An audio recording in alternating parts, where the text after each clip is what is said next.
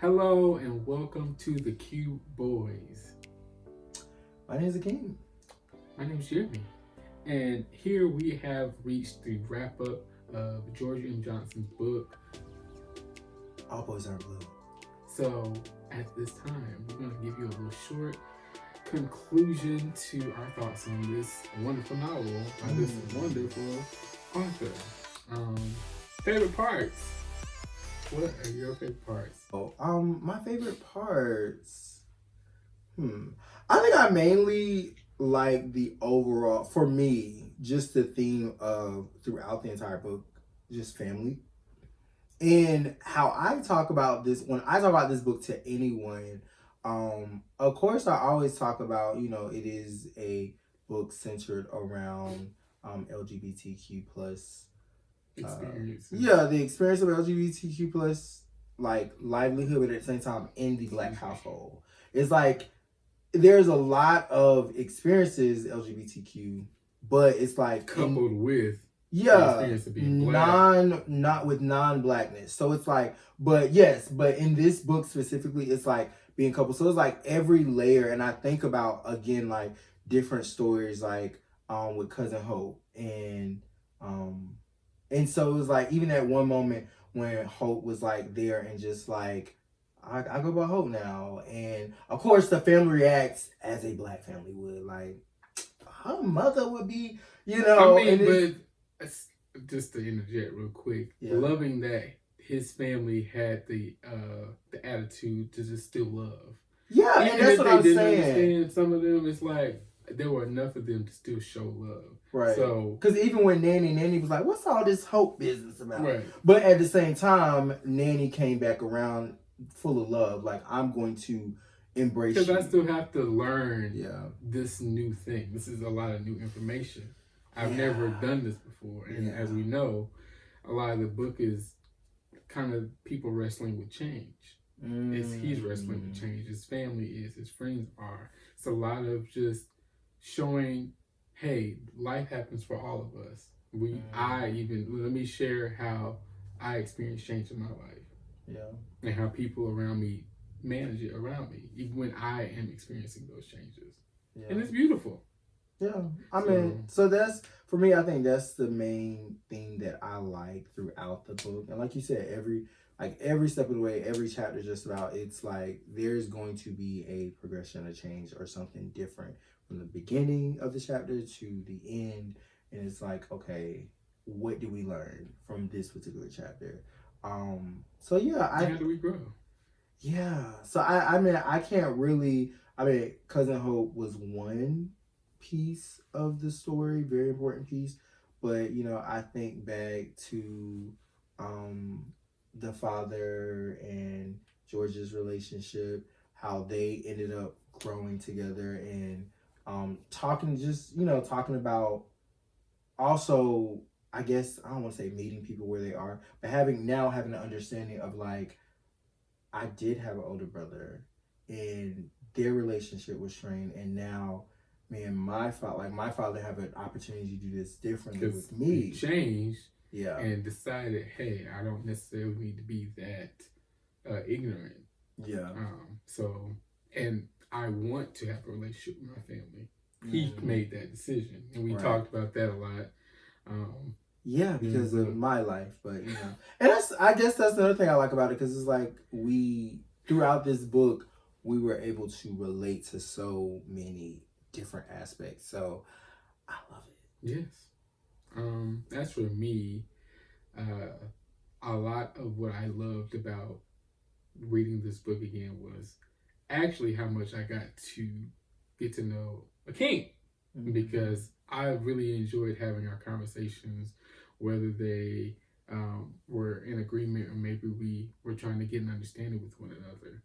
But also what I liked about the book was, the family aspects. I just, we've shared those shared things of both loving family. And I'm like, I want to know about the cousins and the uncles. And I also really respect how George shared their experience with trauma and pain, because there was a lot of heavy things that they decided to share in the book. And, a lot of people are and not that they still aren't processing it, because it still takes time to process, but getting to a place of healing to it's still the truth. It still happened. And I'm not ashamed of it because I love who I am right now. And so I really appreciate them sharing those experiences and a lot of good times, you know, going through experiences with Nanny and really understanding what getting older means. And like you said, going through grief, going through healing and self-acceptance, and also a love of Beyonce. Yeah, I love a Beyonce. As you all know from watching this channel, we love Beyonce.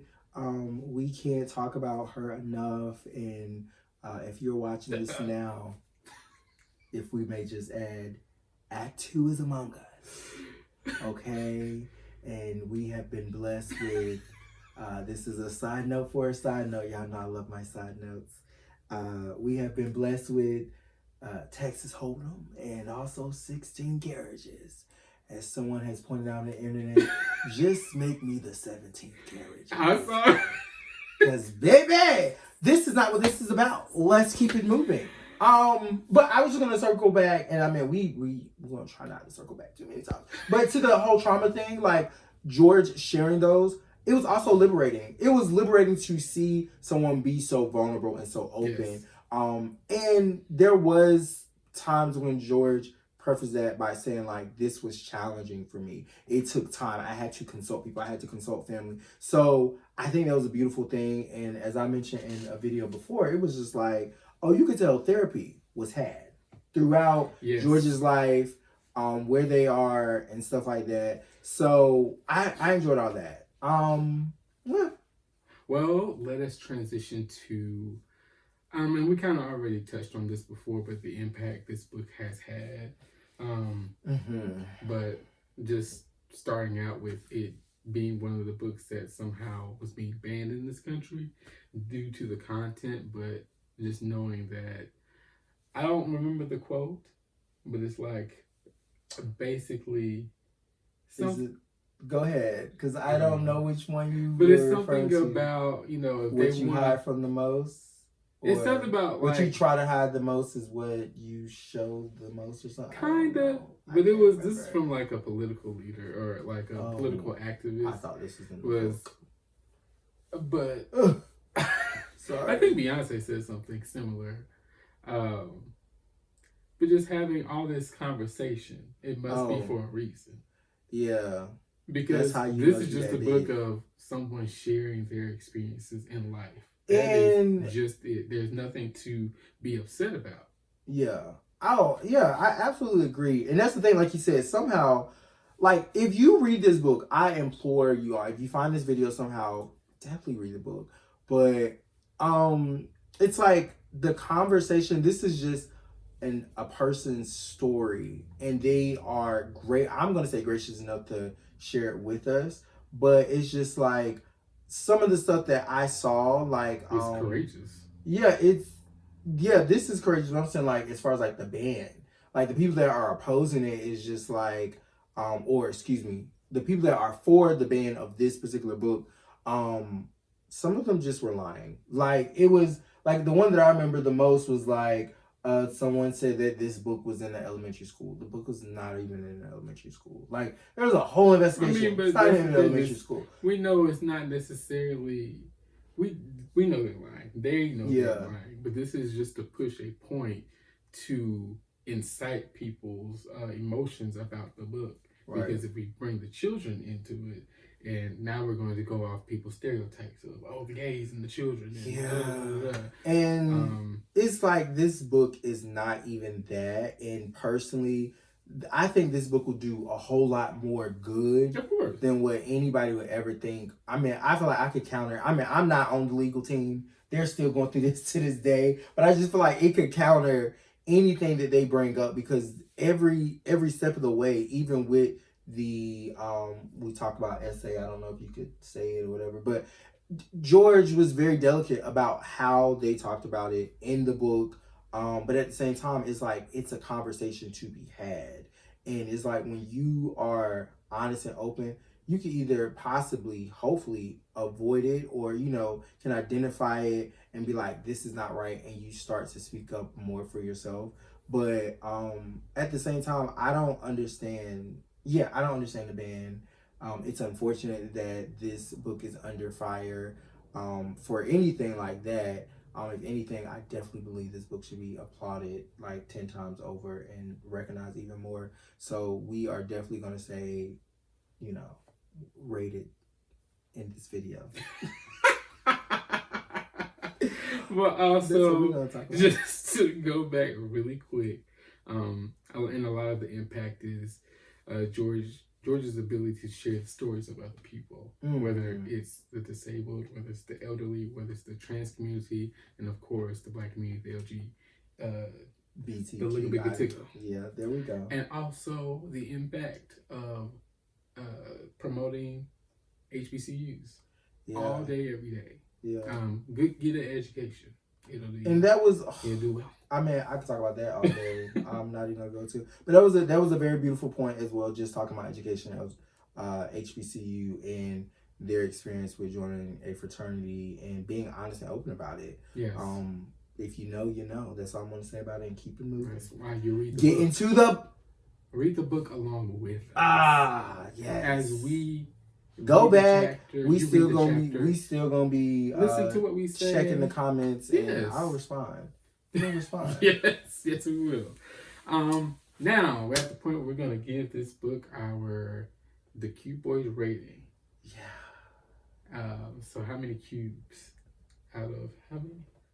5. 5. We decided we're gonna do 5. We're gonna do 5 cubes. From sweet to sweetest. Yeah, from sweet to sweet, sis. How sweet is it? For me, and if we want to really go there, you add a little spice, and it's a good one. Yeah. For me, I would definitely. This is hard because this is the first book. It's gonna have the highest rating, right? I would. To be fair, all these books are probably going to get the same rating for the most part because they're pretty good. They're awesome. They're good.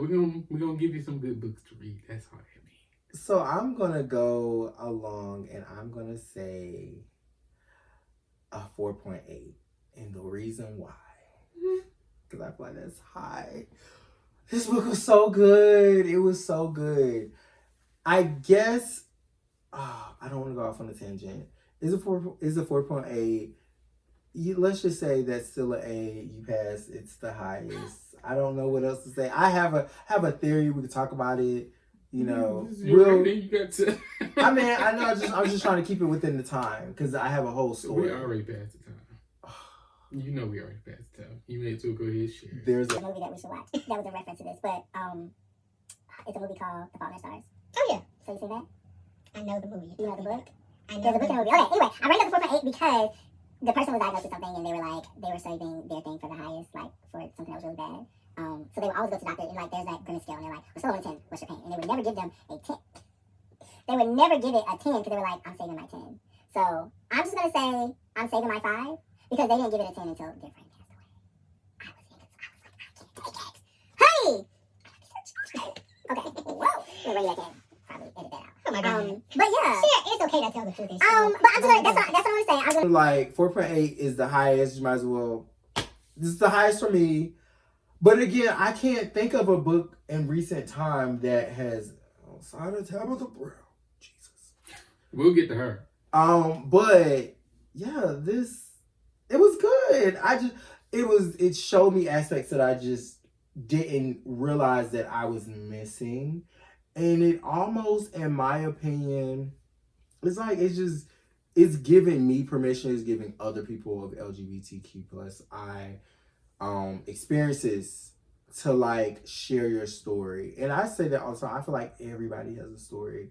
And there's so many stories out there, and I think they're worth telling. This was one that was definitely, there's so many stories out there. I mean, this was one that, yeah, we might need to do some fans with the number, you know. Oh, we can do that. That'd be cute. Which we need to write it down. Because we'll talk about it and then it'll just yes. remembered. Yeah. I think 4.8. So yeah, for me that's what I got. Or with like cube symbols. Yeah. Okay. As for me, I'm gonna give it the whole 5. Why? Because for me, I feel like when people are just telling their stories and telling the truth, okay, that's just what it is. Yeah. It just is the truth. It is your story. There's nothing that I could take away from it to where I would say, oh, well, no. And if it gets better, that's just going to be a better 5 because guess what? There are bigger numbers than 5. We're keeping it right here. But if a book is a 20, because I believe it's a 20, it's a 20. But we're still on a 5-point rating scale. I see what I said. So I believe it's a 5. I believe because it's once like we talked about, it's challenging for a lot of people to push past their pain to share their story, to push past the shame, to push past all of that conditioning to be brave enough to tell your story. And this was a lot. Yes. And it's like, listen, if either of us could tell you our stories, which we'll get to. We're going to get there. We're sharing stick little by around. little Yeah. with all of this. If you could connect the dots, stick around. There's everyone's so lived much with something. more. Everyone's gone through something. So to be real about yourself like that, it's beautiful. It's perfect. So, anything else on the rating for you? Not at this moment. Well, guess what, people? Guess what time it is to be a healthy sexual. Always. It's always time for that. So, it is time for us to reveal what our next book will be.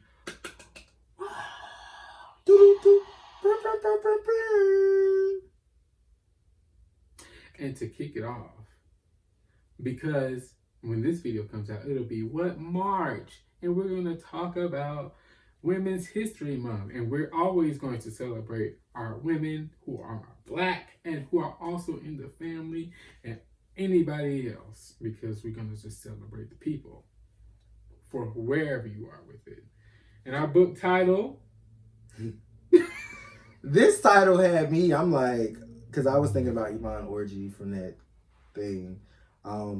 It's Vagabonds. And it's Vagabonds by, let me see how to say it. Elagosa Osande. Elagosa Osande. Elagosa Osande. And you know what? I was like this close to not saying it. But my name was Linguzani. I think that was my name. When I went to South Africa. I wonder where she's from. She's from Nigeria. Okay. Anyway, yes, we're going to review Vagabonds by this wonderful she is an artiste who is an author.